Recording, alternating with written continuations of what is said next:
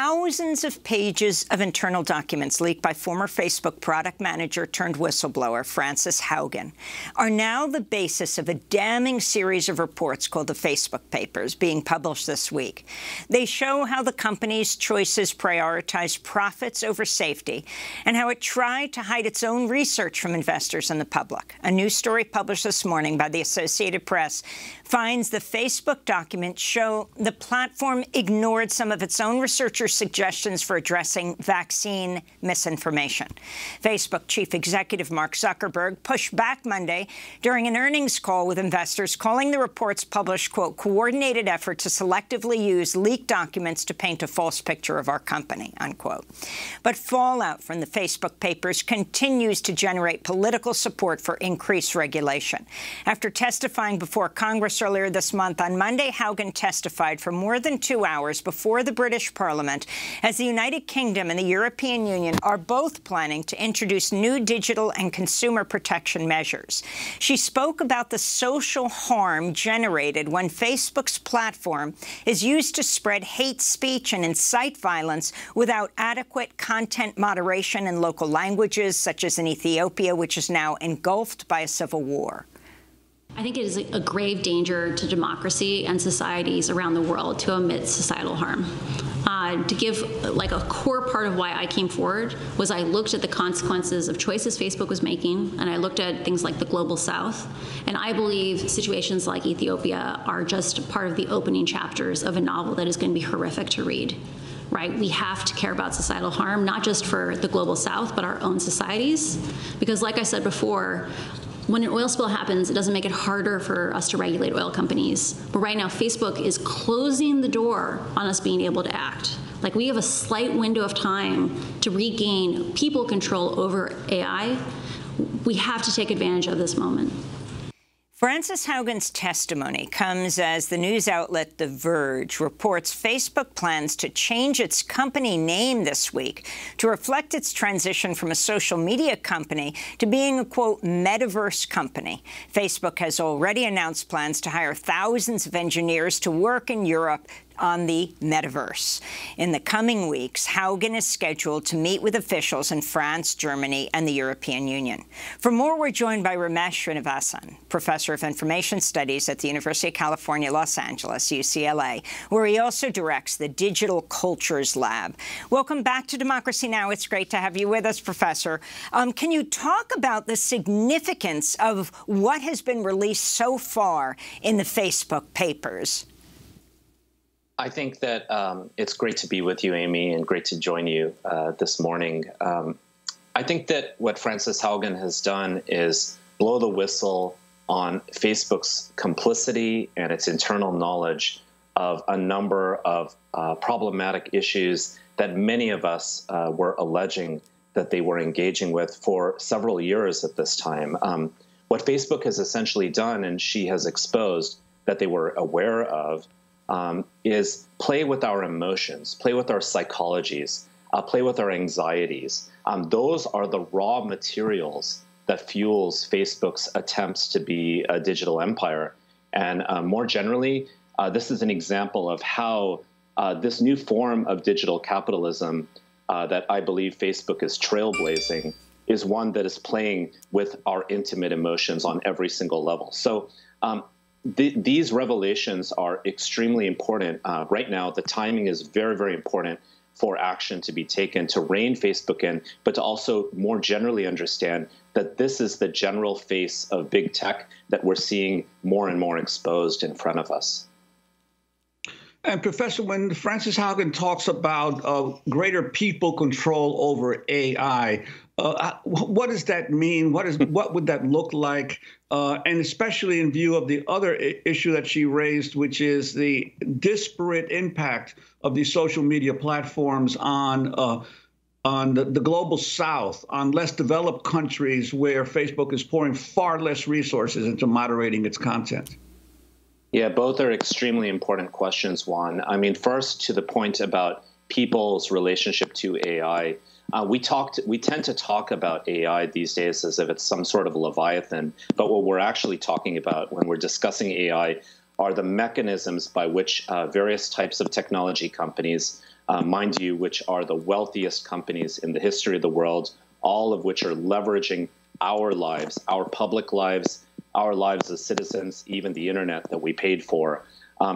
It's basically the mechanism by which they're constantly surveilling us, they're constantly transacting our attention and our data, and they're playing with our psychological systems, our psychology actually, in multiple ways. They're getting us into fight or flight mode to trigger and activate our attention and our arousal to keep us locked in and to therefore behaviorally manipulate us. They're also feeding us into groups that are increasingly hateful and divisive.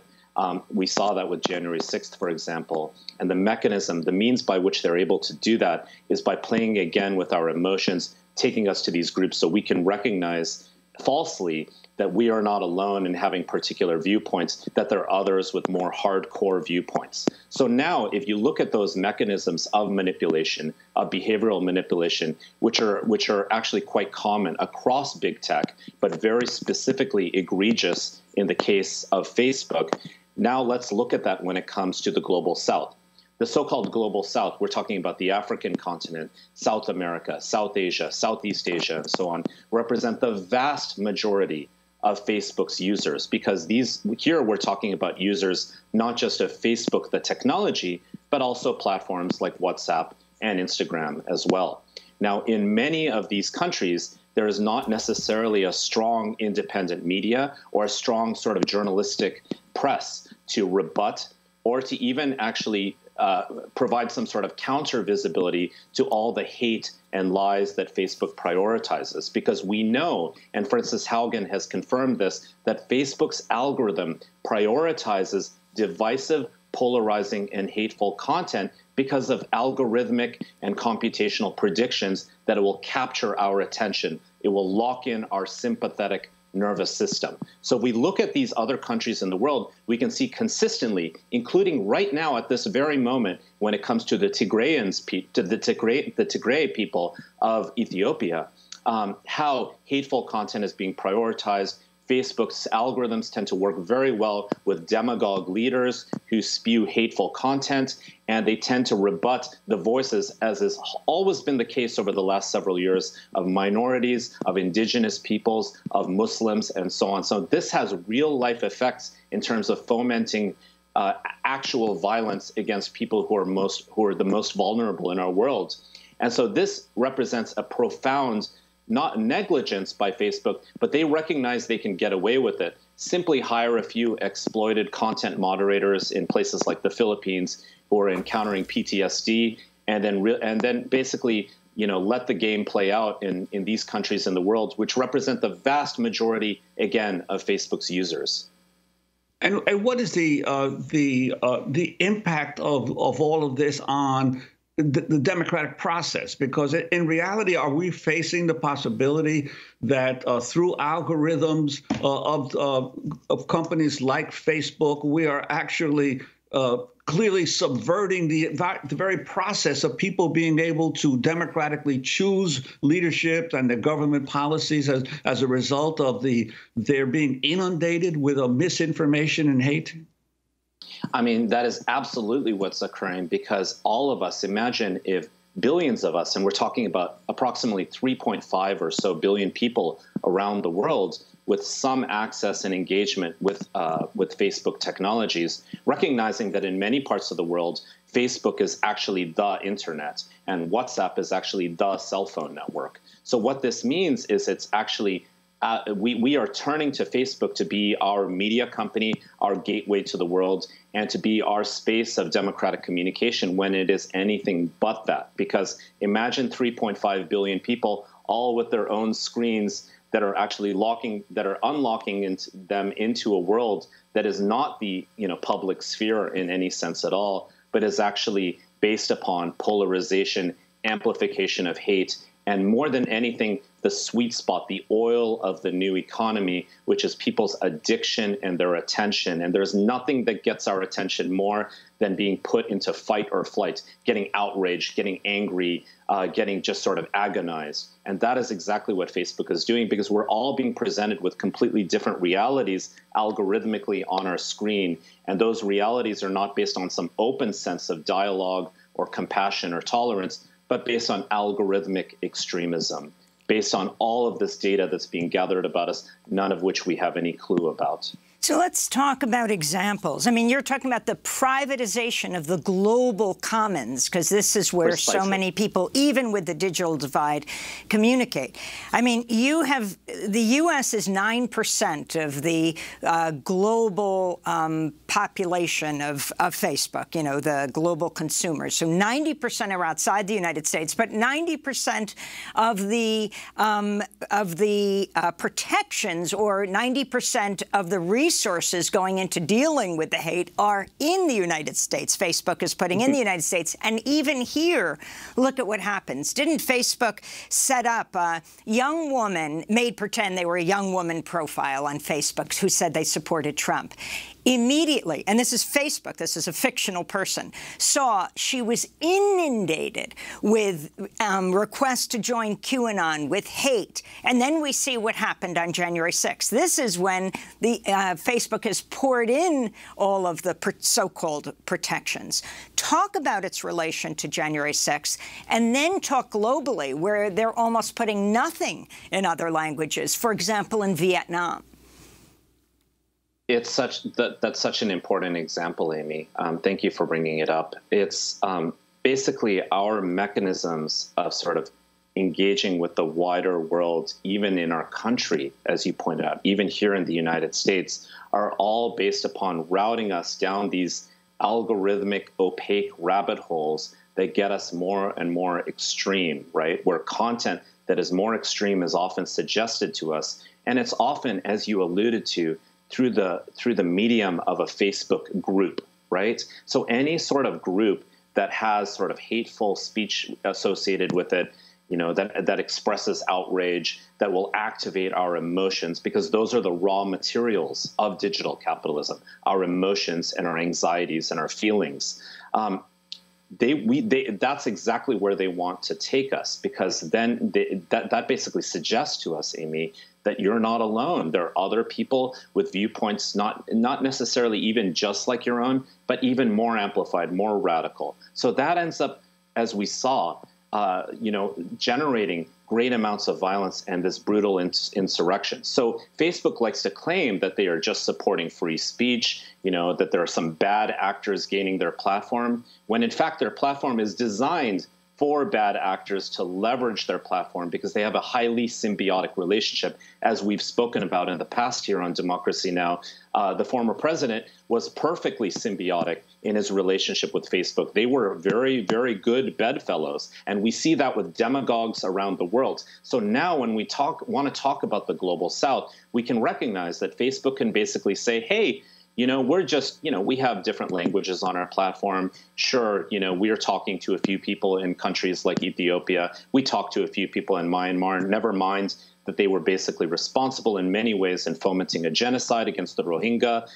You know, we are talking to people in the Modi government in India who has said many demagogic things against Muslim minorities. And the Facebook papers have revealed this, that Frances Haugen has brought out as well. This actually works very well for them. Here in the United States, where we have a strong enough or strongish independent media, thanks to Democracy Now!, we are able to challenge Facebook in the public sphere to some extent. But in other countries in the world, that doesn't necessarily exist to the same extent. And Facebook can basically say, hey, we can just leverage the lives, the daily lives, 24/7, 365 of billions of you, and basically do whatever we want. And, you know, they don't really have to do much about it. They don't have to actually take really any real steps to resolve the harms that they're causing to many people around the world. And Professor, you mentioned India, the second largest population in the world. And the Facebook papers revealed that the Facebook had some of its managers had done a test of an average young adult in India who became quickly flooded with Hindu nationalist propaganda and anti-Muslim hate. And one of the staffers who was monitoring this account said, quote, I've seen more images of dead people in the past 3 weeks than I've seen in my entire life total. Could you talk about the impact of the lack of accountability of Facebook in terms of what its platform is doing in a country like India? And, that hits home personally for me as someone of South Indian descent. I have been also part of WhatsApp groups with various, friends or relatives in India that tend to spiral into, going from a stereotype, for example, of a Muslim minority or an indigenous minority, and then quickly amplifying. And I think in a country like India, which is, in a sense, the world's largest democracy, we see major threats to that democracy aligned with the Hindu nationalist government and also with the growth of Hindu nationalism, which, of course, as has always been the case, vilifies and goes after the Muslim minority, which is just absurd and just makes my stomach churn. And this is exactly what you just laid out, Juan, is exactly how the Facebook playbook works. You create an account, you kind of browse around. I mean, we don't really browse anymore these days, but you sort of befriend various people, you look at various pages, and you quickly get suggested content that takes you down extremist rabbit holes. Because we all know, sadly, when we see pictures of dead people, when we see car crashes, when we see fires, we pay attention because it activates our sympathetic nervous system. Facebook recognizes the easiest way it can lock people in so it can monetize and manipulate them is by feeding them that type of content. And so finally, we just have 30 seconds, Ramesh, but I wanted to ask you about, you have Haugen now testifying before the British Parliament, going through Europe. Very significant because they're much more likely to regulate, which could be a model for the United States. Talk about the significance of this.